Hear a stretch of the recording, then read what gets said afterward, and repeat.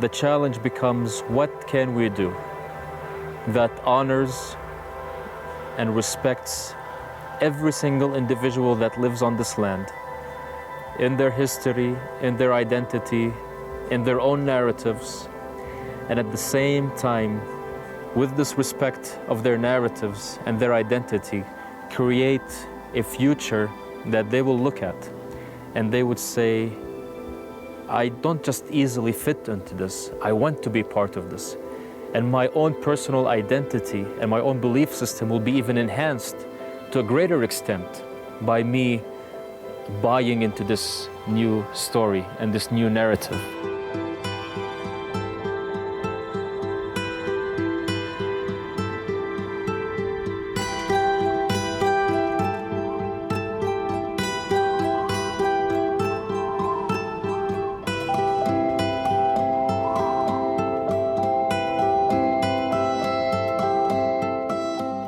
Human beings have within them the capacity both to make peace and to make war.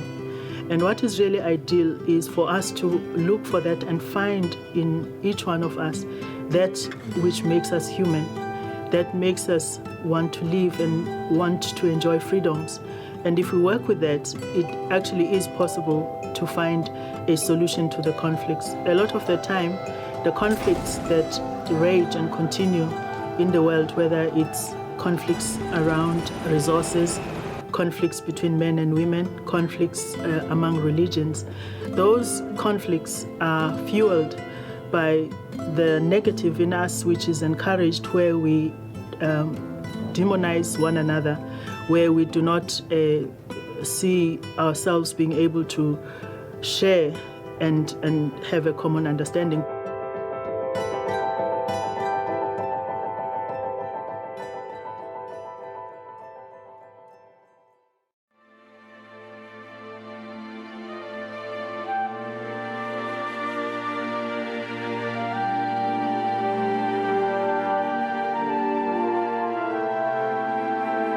To build a future that again respects that identity, respects me as being a Palestinian, respects me as being an Arab, respects a person who's being a Jew, respects a person who's being a Buddhist, but create a future that has a sense of independency from that ethnic past. And that's where the challenge becomes in creating this new global identity. It is an identity that encompasses everyone and has no value in it of being against anything else or anyone else.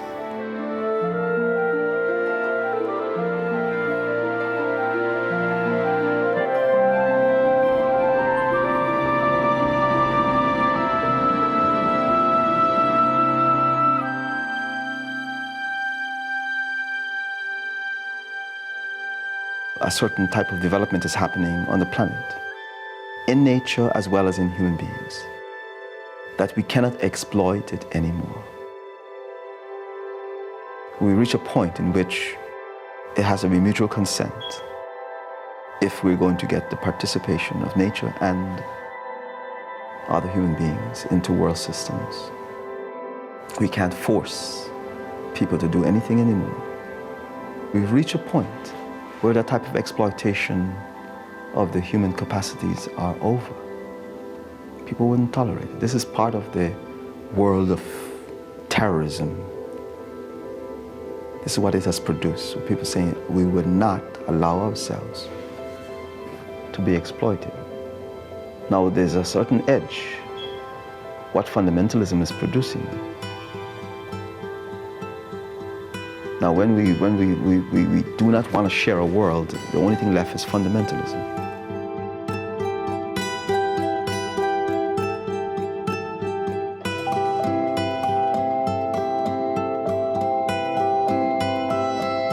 No se trata de uniformizar, no se trata de hacer, por ejemplo, del mundo un solo tipo de cultura. Eso significa terminar muchas culturas, muchas formas de manifestación y de relación ante la naturaleza.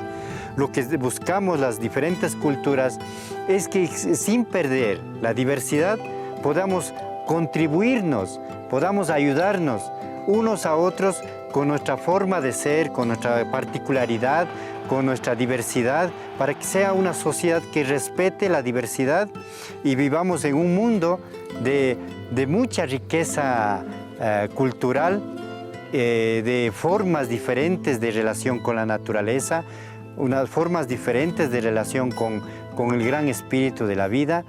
Eso es la riqueza que no queremos terminar. Es peligroso buscar la unidad en donde se termine la diversidad.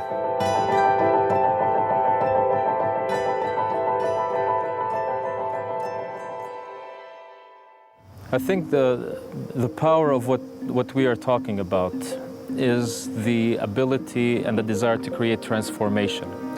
And transformation has to take place from one setting into another setting. And that setting is that core identity that people are born in. And this is the reality. I mean, I was born as a Palestinian. I have an identity card that says I'm a Palestinian. I cannot, even if I personally claim to be a human being, part of the human family, the first checkpoint or airport or border crossing immediately throws me back into this one identity which the world now has placed upon me and recognized me. The challenge is to be able to distinguish your identity and what makes your identity from the interpretations that have caused you to create animosity and conflict and tension with other identities as well. I think the world will be a very boring, dull world if we all are just one identity claiming to be one people living in this world. I think there is creativity, there is art, there is culture, there is talents, there is philosophy that is presented by combining all of these different identities, recognizing them, respecting them, engaging in a discussion of equality amongst identities, not that there is one ethnic identity better than the other, one religion better than the other, one society better than the other, that we are all equal. And equality at the premise, as I said, is what will create an opportunity for this new global identity to be developed.